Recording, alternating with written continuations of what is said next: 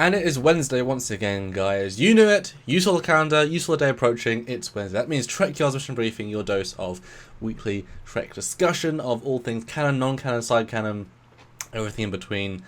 Discussion, theorization, analysis, taking a detailed look at something you might have only looked at for a few seconds, and we will spend 20 minutes looking at everything. And you'll learn stuff, we'll learn stuff. It'll help us with a full episode down the line. But Stuart, what are we doing today? Yes. Today we are continuing our Starfleet Battles month, looking at Starfleet Battle ships. This week, we're going to look at an alien species or race you might not have heard of. It's called the Andromedans. These guys are actually from the Andromeda galaxy, and they have something called this displacement device, which makes their ships move very fast. They basically teleport from one part to another, and they do it in jumps. That's how they can get from galaxy to galaxy very quickly.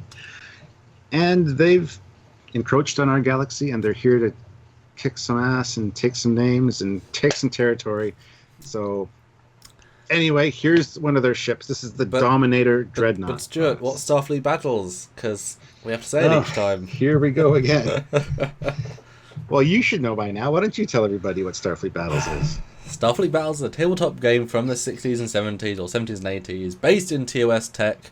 So they couldn't use TMP because it's different licenses, and it's a tabletop game that you play with your friends. You do turns each time, and you have little miniatures, and you fight, and there's little charts, PowerPoints, and then you say, oh, phases are 10 spaces away, and you say, oh, 5 phases, it's 8 spaces away, so power and attack and blah, and you played it with your brother, and you loved it, and these are ships that we've been done in 3D after the fact, because they never did 3D at the time because it was too early in tech. There you go. That was perfect. Thank you. So anyway, here we go with the Andromedan Dominator class Dreadnought, and most of the Andromedan ships are basically the same design, just different sizes, and they got some pretty funky weaponry. So first of all, what do you think of the overall look of the ship here? See, this is a funny one because unlike most of our mission briefings, we're looking at a Federation or a Klingon or something that we can draw to.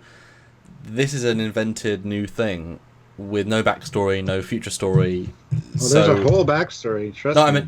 I mean, no backstory in terms of canon, in terms of it is just here is a thing they made up for the game. So my ability to analyze it, I can't say it looks rubbish or great because in terms of Star Trek, because it is a new thing.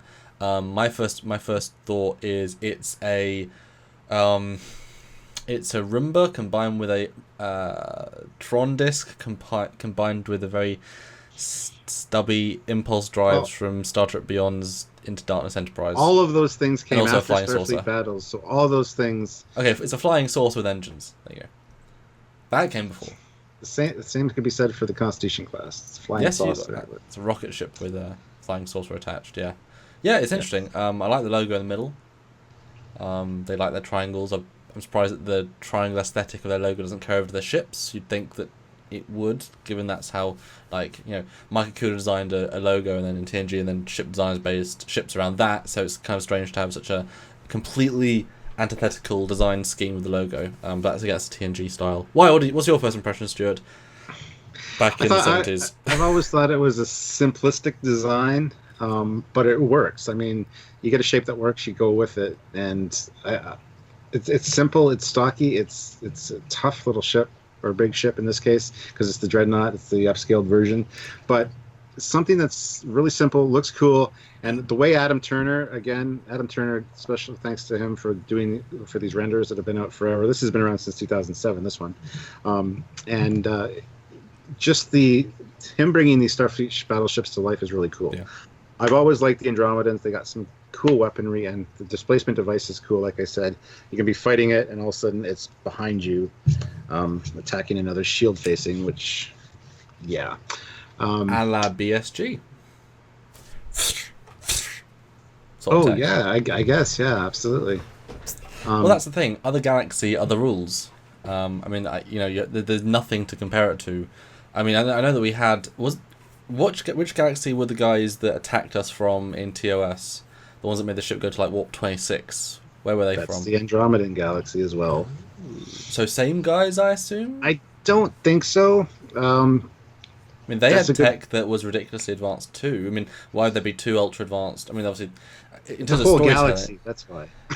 Yeah, but obviously they did they get back home? No, they didn't. But that it would make the most sense for that race that was already warlike, that already wanted to do things, would come back and try and search for their guys. We don't know what they look like because obviously they were taking human form to blend in, wasn't that the storyline? Yeah. Yep. Yeah. But in terms of technology, I mean, if you can push our tech to warp 26, then why couldn't you push your own tech into instant travel? Yeah. So, anyway, let's go to the next picture. This is a shot of it from the side. Again, there's not much new detail to discern here. I believe that the green circles on the top are actually one of the weapons. You mean on the raised top parts? Yeah. That you'd think are blinkies, but yeah, I mean they could be. So I'm not sure if those are specifically blinkies or if they're actually the tractor repulsor beam emitters, which is one of the weapons that this ship uses. Well, based on the size of the ship, or Dreadnought implies big. They'd be ridiculously large bulbs, so I think that's unlikely that they're true for that function. I'm trying to think of scale here though, because I mean, to me it feels like it has a certain presence, but it feels like one big room with two engines. I mean, it feels like shuttle sized with really big engines. Well, there are, like I said, there's like a light cruiser version of it, and it looks almost exactly the same, but it's much smaller. So, right. I mean, I am intrigued though by the red grills because, I mean, I think what I'm seeing at the back are nozzles, very 20th century human tech, which is sort of a letdown, I guess. But the big grills, I'm assuming that's warp. Well, they don't use warp, so what are the grills? They do use warp. They use standard warp, but they also have the displacement device, which can move the ship like hundreds or thousands of kilometers at one time. So they will charge the displacement device, jump, then then stay at high warp until the displacement device recharges itself, and then jump again. So they can go like extremely fast, but it takes a while to build up that jump. Okay. I'm gonna say if you want to go to the next picture, you get to see those nozzles from the back, and they are. I would assume those are probably the impulse drives. I'm not 100% sure about that. But again, this is Adam Turner's interpretation of what the Andromedan ship would look like. There were miniatures at the time, and they all look a little bit different. So my gut says that the big grills are in fact solar collectors, but hyper advanced. They're like Bassards in a sense, but they're collecting. Cause, I mean, they're much more advanced than Trek races, so you got to think more advanced. So they're recharging with stellar particles, matter, whatever. That goes directly into the impulse drives, which are the 4 nozzles, and then all the flat drives, the one to either side, and also the 5 small ones. They help create different fields that they need to either do the jump or the warp. It's a possibility, yeah. That was my gut. Yeah. Again, with the different technology like a displacement drive, which we've never seen, we don't exactly know how that would work or what would be shown represented for that. If you go to the next picture, it's just a shot of it from the upper back. Again, not much new to look at, but I want to take a second to talk about the. Actually, let's go to the next picture and talk about this. The weapon systems on these things. They have weapons very similar to phasers, but they also have what's known as a tractor repulsor beam, which is basically a tractor beam that locks onto a ship and then shakes it and causes a lot of damage structurally. Right. But they also have a weapon called a Mauler cannon, which is basically similar to a plasma torpedo, I believe, but it's a lot of independent little energy projectiles. That's why it's called a Mauler, because it just kind of mauls. Like pulse plasma launcher. Similar, yes. Yeah. But anyway, so there's a couple of emitters on the front here, which I would assume are the phaser analogs. It's very weapons very similar to the phaser, and then those 2 other ones I believe would be the tractor repulsor beams. Yeah. And not every ship has the Mauler cannon. I think those are smaller satellite ships that actually are just the Mauler cannon.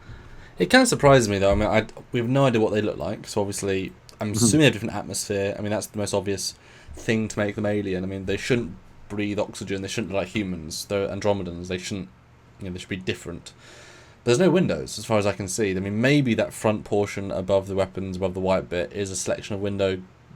Maybe that might give scale if it's huge. Yeah. But there's no visible windows. Yeah, that's kind of what I always assumed with these pictures. Is that was like a really cool window. I mean, they don't have to look like squares because it's like you said, it's alien. Yeah. So why not have the weird window shapes that are multiple deck? Could be 2 decks high there. Who knows? Not the scale, so I don't know. Unfortunately, I don't have a scale chart for this. So if you go to the next shot, here's the bottom view, and again, Ooh, very different look that's here. different. It's That's got a like cool little view. that little things pointing down that has a collect. He's powered by Iron Man tech. Yes, that's the arc reactor.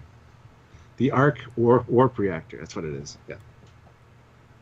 Yep. What are the things that point down? I mean, I have no idea. No idea. It could be the generator for the Mauler cannon. Again, I'm just spitballing here. I haven't played this race in a long time. It's been a long time since I played the game, A, and B, actually as an Andromedan. So... Because that seems like an incredibly... that has been put there for an incredibly functional reason. Mm-hmm. And considering how big this ship may be, they might be huge points. Yeah. Could be for another ship to dock underneath there. Yeah? Couldn't tell you. We're speculating right now, but that's what we do. Well, if they're basically identical ships but smaller, then imagine if you bring a capital ship in and you have a cruiser docked in. Imagine if you have 6 ships docked, and they all just come apart, and then it's only got a fleet of ships because they're all identical, just smaller. Just dock them. Yeah, that's definitely a distinct possibility. Although it's nothing. That's not an in-game feature, so I highly doubt it. Well, there you go. It should be, I guess. I don't know. But anyway, it could be, or it could be, 'cause it has a lot of tie-ins.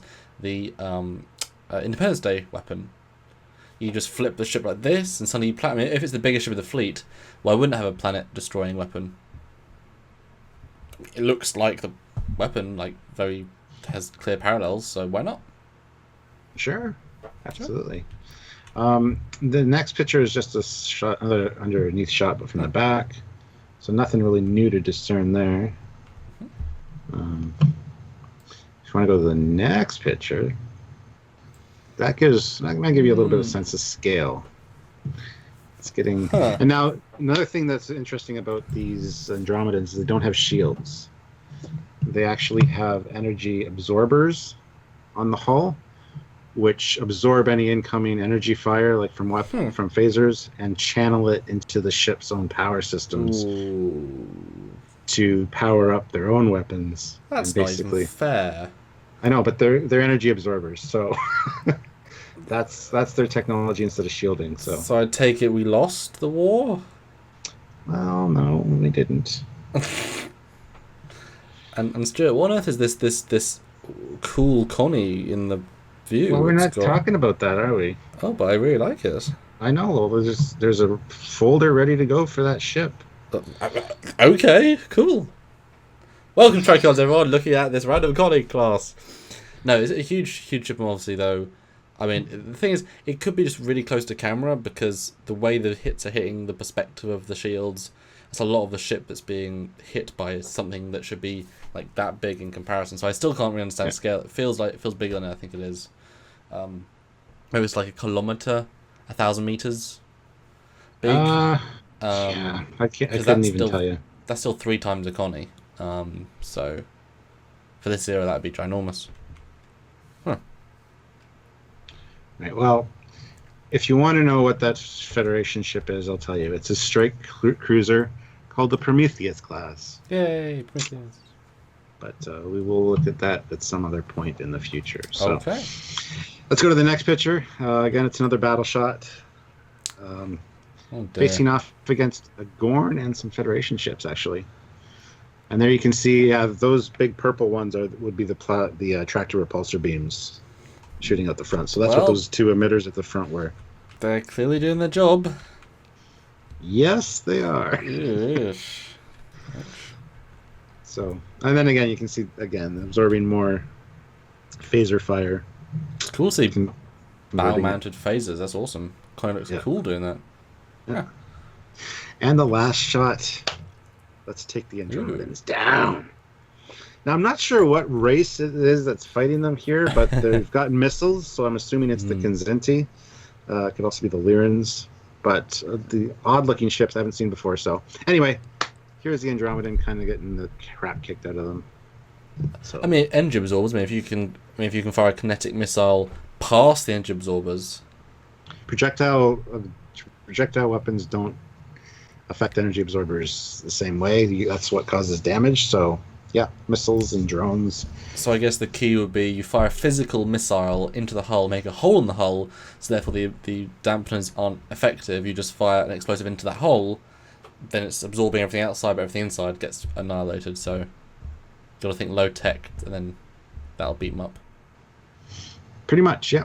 You knock them out with a projectile, and then you hit them with the energy weapons after the panels for the energy collectors are damaged, and then Cool. Awesome. So, okay. Anyway, so that's the Andromedans. Some cool weapons, some cool new tech, and not a very cool ship design, but I mean, I like it. I think it's cool. I do think it's cool personally, but I mean, like you said, it looks like a flying saucer. So you stole all the thunder and said it just looks like a cheap thing. So. I mean, well, yeah, Independence Day looks awesome. Yeah, my closing thoughts are it's got its own style. It's interesting. It's such a tricky ship to look at because it doesn't have any scale indications. It doesn't link to anything we know beyond the images that we think we know, but from their context that could mean different things. Look at those big fleet shots. It's like a mothership. It's like I think that smaller ships would be more unique. It kind of saddens me for all the same design because I don't think that works at all. There's slight variations on each one, but basically the same. Yeah, but as a fleet ship, then it's a flying saucer, which is a pretty good shape, sort of, and then engines stuck on it, which is fine, Sure. So that's it, guys. Did you know about the Andromedans? Did you? If you did, let us know. I haven't played Mass Effect Andromeda yet, so I'm sorry I don't. Put in the comments below. What do you think about the Andromedans? Do you know any facts that I missed or screwed up on? Because, like I said, it's been forever since I've played Starfleet Battles, and that actually plays an Andromedan. I don't usually do, so I'm not really used to their weapons and things. I know what they are, but so anyway, put it in the comments below. Like the video if you liked the video. If you didn't like the video, I don't know, dislike the video, I guess. But hopefully you liked it and come back for more. And if you want to see more, subscribe. Yeah, or support us directly either on Patreon or Trekyards.com. Click that donate button, or send us flowers, chocolates, teddies. I would appreciate a teddy bear. Did you mean teddy bear or teddies? Teddy bear. Okay, good, because teddies are like little lingerie. You don't want that. I don't, but some people would, I'm sure. Anyway, this is going off the rails really quick, so we'll call it a wrap for this mission briefing and come back next week when we got another Starfleet battleship to look at. Hopefully you guys will enjoy that. So until then, I'm Captain Foley. And I'm Countermeasures. Bye, guys. Bye.